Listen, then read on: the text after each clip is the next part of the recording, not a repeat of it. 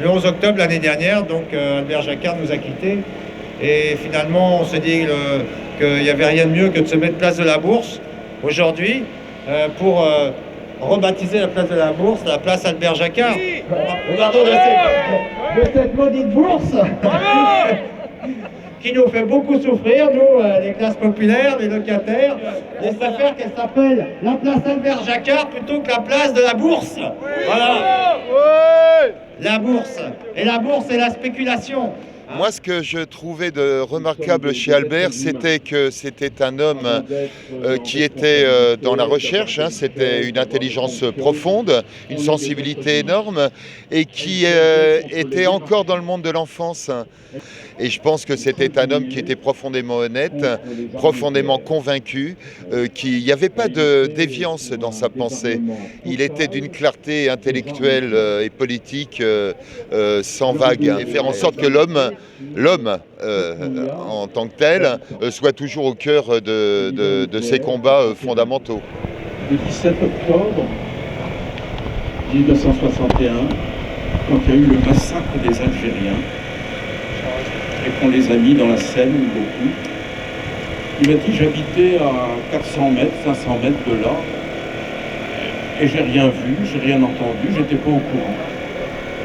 Quand j'ai appris ça dans la presse le lendemain, je me suis dit comment je suis passé à côté d'un tel événement. On a massacré des Algériens qui sont des frères et je ne savais pas.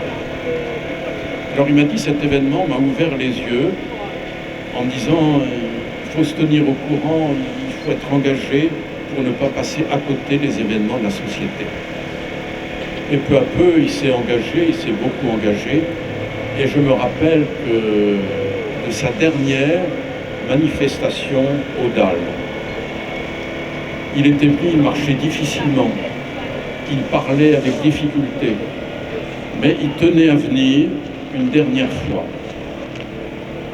pour montrer qu'il était engagé jusqu'au bout pour le droit au logement des familles.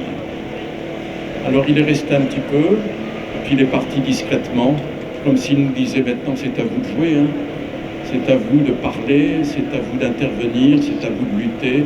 Moi maintenant, je me retire. Je me rappelle que la mort de sa femme a été un événement important. Il aimait beaucoup sa femme et il m'a dit c'est pas possible qu'il y ait le néant. Il y a des philosophes qui le disent, je ne le crois pas. Et donc je pense qu'il y a quelque chose, mais quoi? Alors je lui dis tu sais l'important c'est ce qui se passe avant la mort et pas après. Après on ne sait pas, on peut toujours faire des choses. Mais il faut vraiment vivre aujourd'hui, aimer aujourd'hui, ça nous appartient. Il me disait, tu sais, c'est l'être humain, avant d'être un étranger, avant d'être noir ou blanc, avant d'être du nord ou du sud, nous sommes des êtres humains. C'était son credo.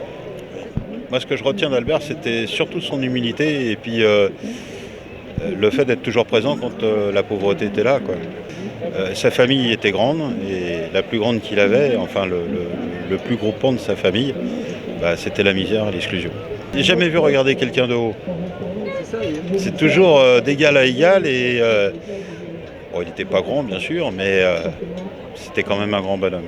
Je retiens de lui un homme éclairé et qui savait, dans le temps où il parlait de ce qui se passait. Donc il était éclairé. Parce qu'il était un homme éclairé, il avait compris que l'essentiel, c'était l'humain. C'était l'humanité. Quelquefois, j'avais du mal à le suivre parce que c'était une tête parfaitement bien faite, mais en tout cas un homme de cœur. Et la dernière fois que je l'ai vu, c'était dans une manifestation sur les boulevards, très vieux, très âgé, et il était derrière là. Et là, j'avoue que j'ai été très admirative de lui. Je retiens que c'était un guerrier pacifique, que c'était quelqu'un qui aimait l'humain et qui ne faisait pas qu'avec des mots, il le faisait avec des actes, et qu'il a prouvé avec son métier, avec son statut, qu'il était possible d'être riche et pas égoïste.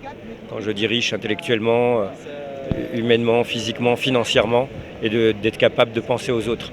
Il m'a appris à me pacifier dans la lutte, quoi. C'est-à-dire j'étais plus dans quelque chose d'agressif, de violent, mais dans de la résistance. Voilà. C'est quelqu'un qui permet de faire éclore ce que tu es. Souvenir, hein. Rue de la Banque. Allez, Babar, à toi de jouer. Sur l'AFP là, monsieur. Mais non, c'est la plaque. Non, mais là c'est l'AFP. La plaque, elle appartient pas à l'AFP. Elle appartient à l'AFP dessus. Non, Non, elle appartient à la ville. Laissez-moi dire, vous appelez sur l'AFP, pas l'IME. Pardon. Excusez-moi. Monsieur, C'est pas possible. Il faut obligé d'appeler les forces de l'ordre. c'est la mairie, ça. Bonsoir, messieurs, c'est avec de police. C'est un procès verbal. C'est pas beau, hein. C'est un procès verbal.